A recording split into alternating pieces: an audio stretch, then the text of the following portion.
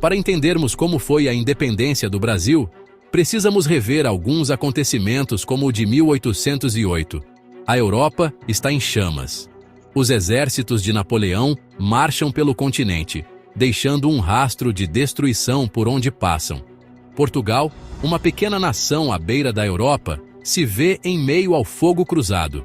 A família real portuguesa enfrenta um dilema terrível: render-se a Napoleão ou fugir. Eles escolhem a segunda opção. Em uma manhã de novembro, uma frota de navios portugueses parte do porto de Lisboa. A bordo está a família real portuguesa e sua corte, juntamente com milhares de caixas de pertences preciosos. Seu destino: o Brasil, a maior e mais rica colônia de Portugal. A viagem é longa e árdua, durando mais de 2 meses. Finalmente, em janeiro de 1809, a frota real chega ao Rio de Janeiro, recebida com a aclamação do povo brasileiro. A chegada da corte portuguesa ao Rio de Janeiro marca um ponto de virada na história do Brasil. Pela primeira vez, um monarca europeu pisa nas Américas. O Rio de Janeiro se transforma da noite para o dia na sede do Império Português. A cidade passa por uma rápida transformação, com a construção de novos edifícios, estradas e serviços públicos. A chegada da corte também traz um novo senso de importância e sofisticação à sociedade brasileira. A presença da corte portuguesa no Rio de Janeiro teve um profundo impacto no Brasil. Um dos mais significativos é a abertura dos portos brasileiros às nações amigas. Isso põe fim a séculos de mercantilismo português, que sufocara o desenvolvimento econômico brasileiro. Com o comércio exterior agora permitido, o Brasil experimenta um surto de crescimento econômico. Novas indústrias surgem e a produção agrícola aumenta. O cenário político do Brasil também se transforma. Em 1815, o Brasil é elevado à condição de Reino Unido a Portugal. Isso significa que o Brasil não é mais considerado uma colônia, mas uma parte igual do Império Português. A decisão de elevar o status do Brasil é um reconhecimento da crescente importância da colônia. No entanto, também semeia as sementes de futuros conflitos. A presença da corte portuguesa no Rio de Janeiro expõe os brasileiros a novas ideias sobre liberdade e autogoverno. Essas ideias, circulando entre a elite e lentamente chegando às massas, plantam as sementes do descontentamento com o domínio português. As sementes da independência brasileira são semeadas. O palco está montado para uma luta dramática pela liberdade. O século XIX amanheceu brilhante com promessas e carregado de incertezas. A Revolução Industrial começou a lançar sua longa sombra sobre o Atlântico, alcançando as costas do Brasil. A energia a vapor e a mecanização sugeriam um futuro onde o esforço humano não conhecia limites. Notícias de invenções e revoluções viajavam por jornais e conversas sussurradas. No Brasil, uma sociedade agrária sentia os tremores dessas transformações globais. As cidades portuárias vibravam com uma energia recém-descoberta. Imigrantes europeus chegavam em número crescente, trazendo habilidades e aspirações. A rígida hierarquia social do Brasil colonial começou a mostrar rachaduras. Comerciantes viram suas fortunas crescer, desafiando a velha aristocracia rural. Uma burguesia em expansão aspirava à maior influência política e econômica. Café, açúcar e algodão alimentavam o crescimento e exacerbavam desigualdades.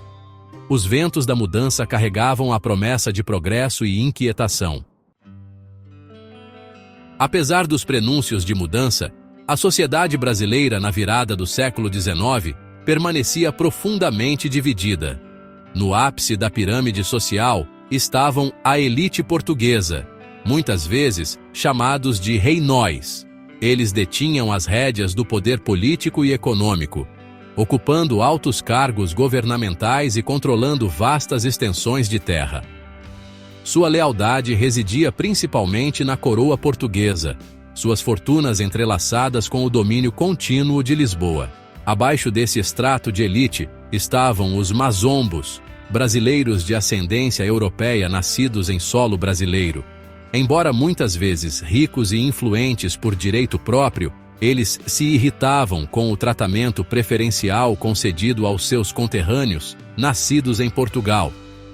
Muitos se ressentiam de serem tratados como cidadãos de segunda classe em sua própria terra, suas aspirações por maior autonomia sufocadas pela estrutura de poder existente.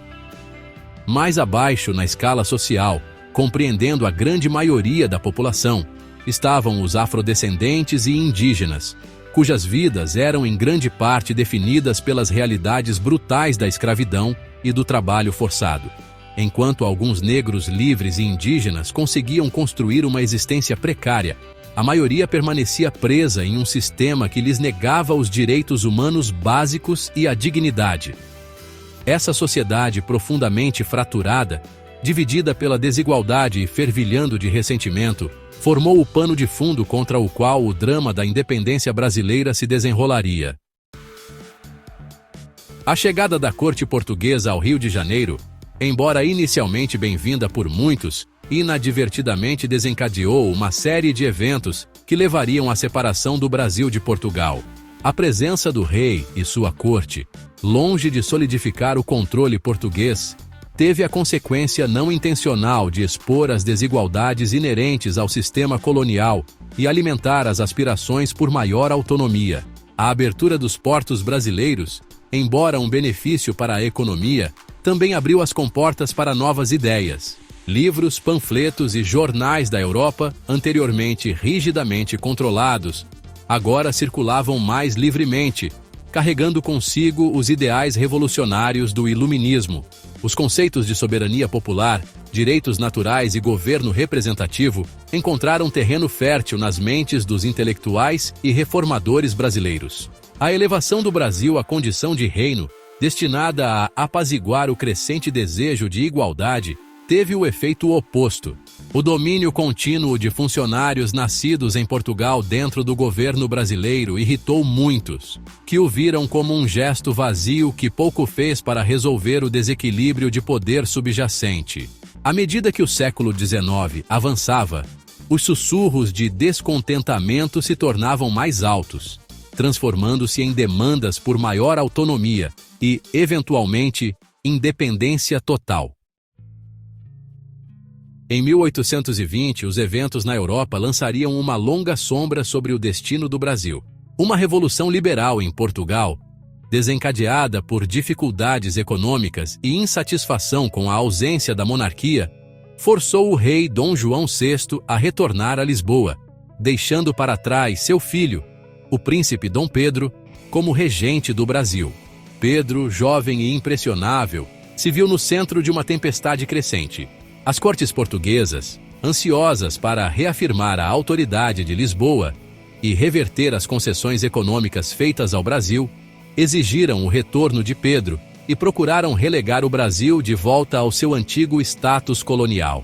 Essas demandas foram recebidas com feroz resistência dos brasileiros que haviam experimentado maior autonomia e liberdade econômica. Dividido entre a lealdade ao pai e o crescente clamor pela independência no Brasil, Pedro enfrentou um dilema angustiante.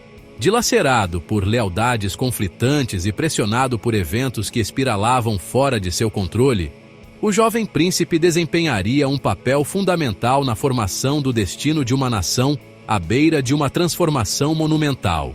O peso da coroa e as esperanças e aspirações de milhões repousavam sobre seus ombros. À medida que o século XIX avançava, uma profunda transformação varreu o Brasil.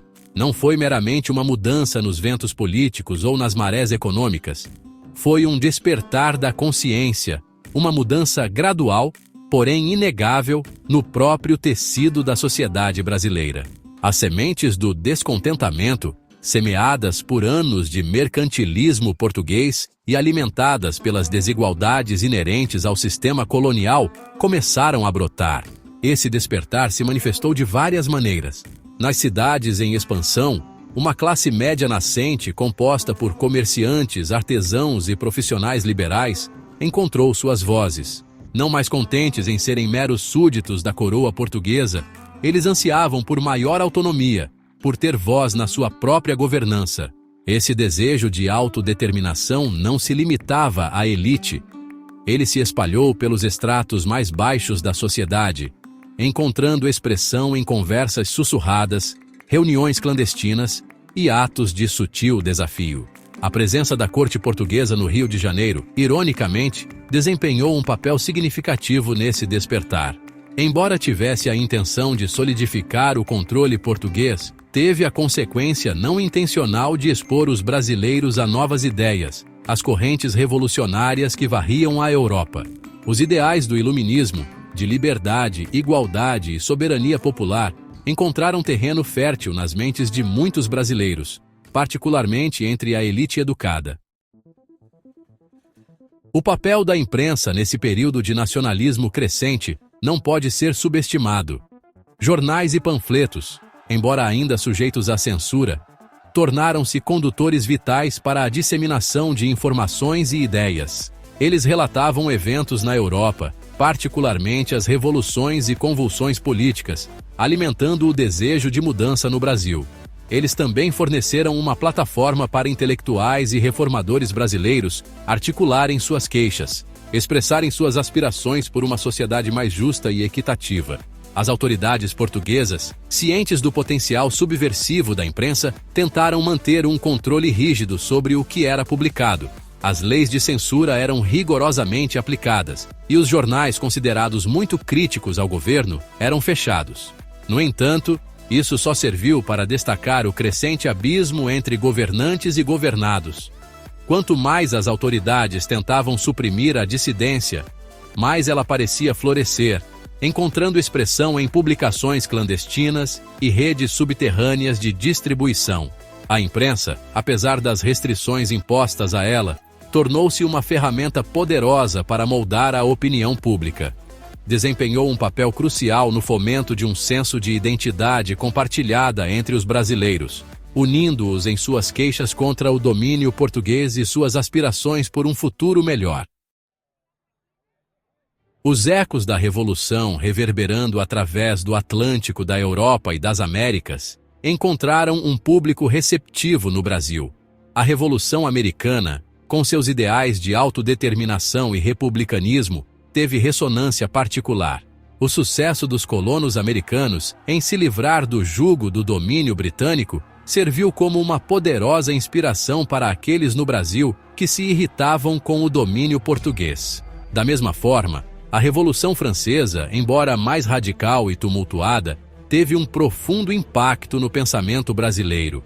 Os ideais de liberdade, igualdade e fraternidade, embora muitas vezes implementados violentamente durante a Revolução Francesa, ressoaram com aqueles no Brasil que ansiavam por uma sociedade mais justa e equitativa. A Revolução Francesa também demonstrou a fragilidade das estruturas de poder estabelecidas, o potencial para que até mesmo os impérios mais poderosos desmoronassem diante de levantes populares. Essas revoluções, embora geograficamente distantes, tiveram um profundo impacto psicológico no Brasil. Elas demonstraram que a mudança era possível, que até mesmo os sistemas de poder mais entrincheirados podiam ser desafiados e derrubados. O sucesso dessas revoluções alimentou a crença de que o Brasil também poderia traçar seu próprio destino, livre das algemas do domínio colonial. Do terreno fértil do descontentamento, alimentado pelos ideais do iluminismo e inspirado pelas revoluções que varriam o globo, um novo senso de identidade começou a criar raízes no Brasil: o nacionalismo. Não se tratava simplesmente de fronteiras geográficas ou idioma compartilhado. Era um senso mais profundo de pertencimento, uma história compartilhada e um destino comum. Os brasileiros, cada vez mais conscientes de sua própria identidade única, começaram a se ver como distintos de seus governantes portugueses. Esse nacionalismo crescente se manifestou de várias maneiras. Houve uma crescente apreciação pela cultura e tradições brasileiras, uma rejeição à percebida superioridade cultural da corte portuguesa. A música, a literatura e a arte brasileiras floresceram, expressando um caráter nacional distinto. Até mesmo a beleza natural do Brasil, Suas exuberantes florestas tropicais, seus poderosos rios e suas montanhas imponentes tornaram-se uma fonte de orgulho nacional, um símbolo da singularidade e do potencial da terra. Esse nacionalismo nascente não estava isento de suas contradições e complexidades. A sociedade brasileira permaneceu profundamente dividida ao longo de linhas raciais e sociais. A instituição da escravidão, um legado brutal do passado colonial, continuou a lançar uma longa sombra sobre a terra. No entanto, a ascensão do nacionalismo representou uma mudança fundamental na relação entre o Brasil e Portugal. Foi o primeiro tremor de um terremoto que, em breve, abalaria os próprios alicerces do Império Português. O retorno do rei Dom João VI a Portugal em 1820 exacerbou as tensões dentro da sociedade brasileira. As cortes portuguesas procuraram reverter a autonomia concedida ao Brasil. Essas tentativas foram recebidas com feroz resistência dos brasileiros. As divisões dentro da sociedade brasileira irromperam abertamente. De um lado estavam aqueles que favoreciam a independência. Do outro lado estavam aqueles que permaneceram leais a Portugal. Este grupo incluía muitos funcionários nascidos em Portugal. Preso no meio estava o príncipe Dom Pedro, dividido entre sua lealdade a seu pai e ao povo brasileiro. Dom Pedro, o jovem príncipe lançado ao palco da história, era um herói improvável. Nascido em Portugal, mas criado no vibrante Rio de Janeiro, ele personificava as contradições de seu tempo. Herdeiro do trono português, mas com o coração no Brasil.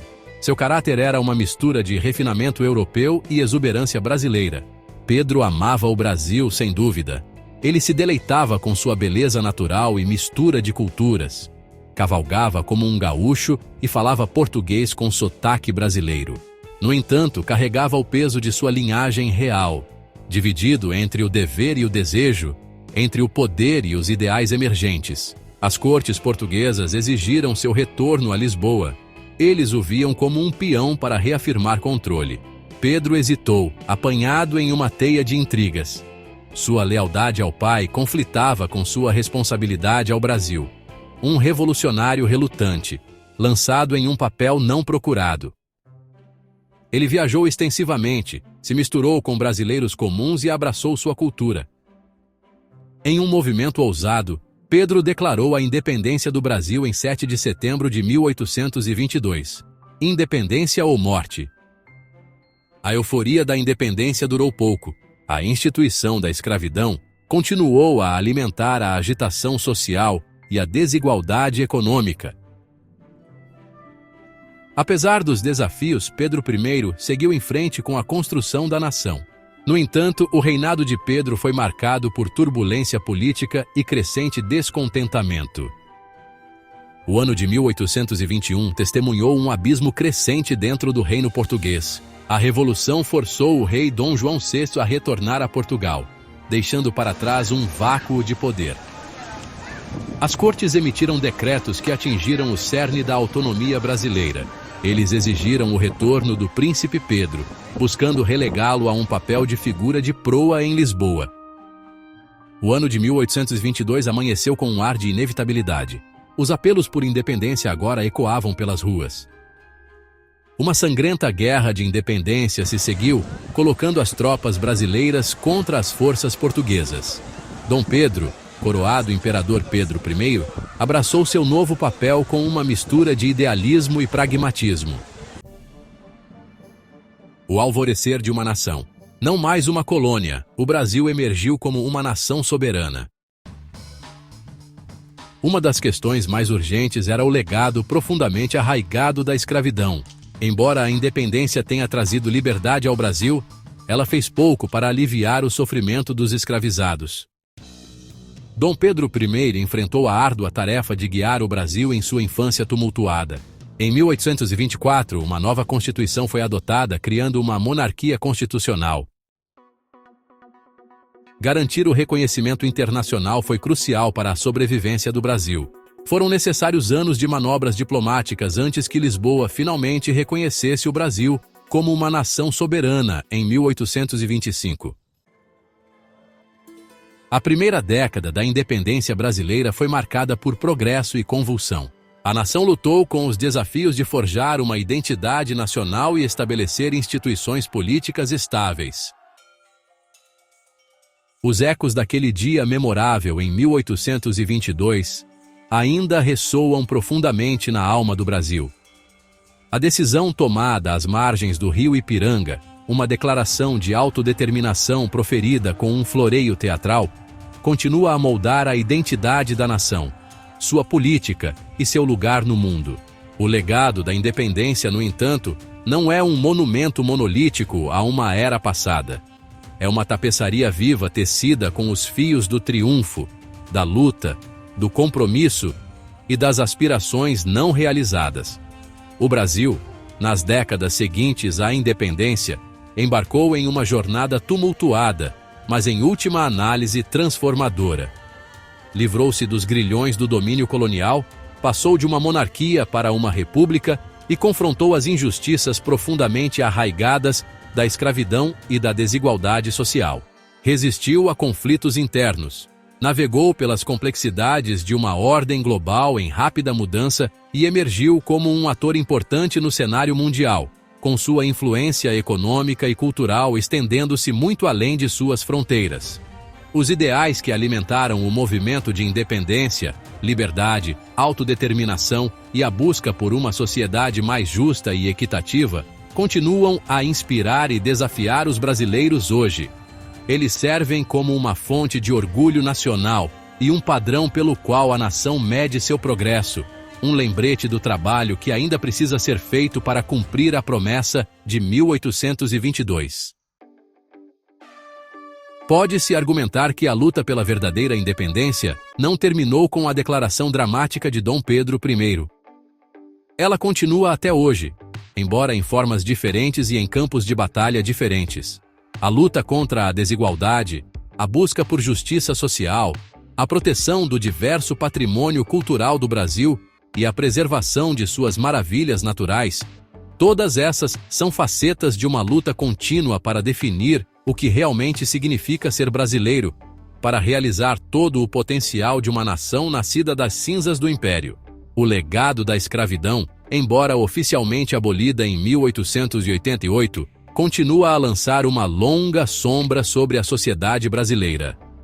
Os descendentes de africanos escravizados ainda enfrentam racismo sistêmico, marginalização econômica e acesso limitado à educação, saúde e oportunidades. A luta pela igualdade racial, por uma sociedade verdadeiramente inclusiva, permanece um capítulo inacabado na jornada contínua do Brasil para cumprir a promessa de seus ideais fundadores. A preservação do patrimônio natural do Brasil, suas vastas florestas tropicais, seus diversos ecossistemas e sua biodiversidade incomparável, representa outro desafio formidável.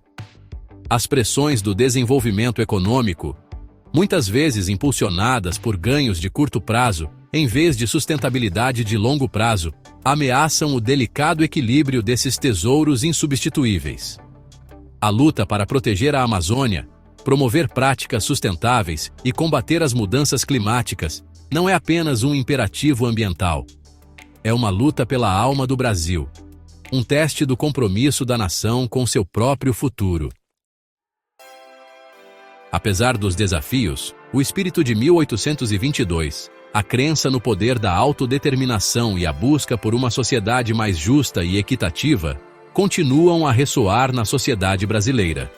Encontra expressão na vibração de sua democracia, no dinamismo de sua cultura e na resiliência de seu povo. Das favelas do Rio de Janeiro às metrópoles vibrantes de São Paulo e Brasília, das aldeias remotas da Amazônia às cidades costeiras que pulsam de vida, os brasileiros estão moldando ativamente seus próprios destinos. Eles estão desafiando o status quo, exigindo responsabilidade de seus líderes e trabalhando para construir um futuro melhor para si e para as gerações futuras. Os ecos de 1822 podem ser ouvidos nas vozes de brasileiros que lutam por justiça social, no trabalho de artistas e músicos que se inspiram na rica tapeçaria cultural do Brasil, e nos esforços de cientistas e ambientalistas que trabalham incansavelmente para proteger as maravilhas naturais da nação. Eles são um testemunho do poder duradouro do espírito humano, da crença inabalável na possibilidade de progresso, da recusa em abandonar o sonho de um amanhã melhor.